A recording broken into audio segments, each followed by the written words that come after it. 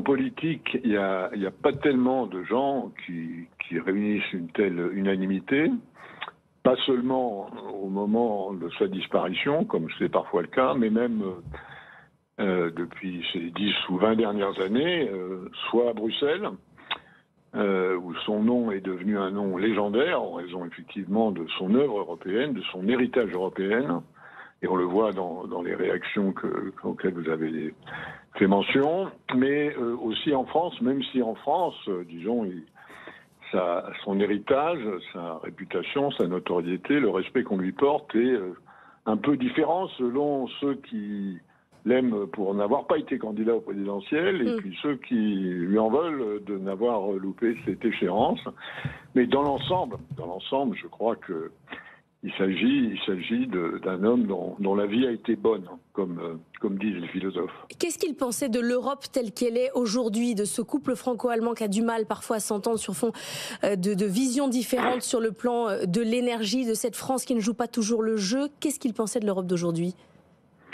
Il pensait, comme je le pense d'ailleurs, que l'Europe traverse en Ukraine une épreuve extrêmement difficile pour elle,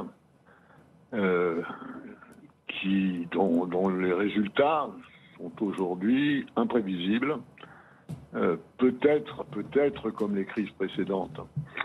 Si nous surmontons cette épreuve, l'Europe ressortira-t-elle plus forte? Si elle ne la surmonte pas, alors elle ressortira plus faible. Je crois qu'il était très préoccupé, comme il le disait, je continue à le voir de temps à autre, régulièrement. Cette invasion de l'Ukraine est arrivée 30 ans trop tôt pour l'Europe.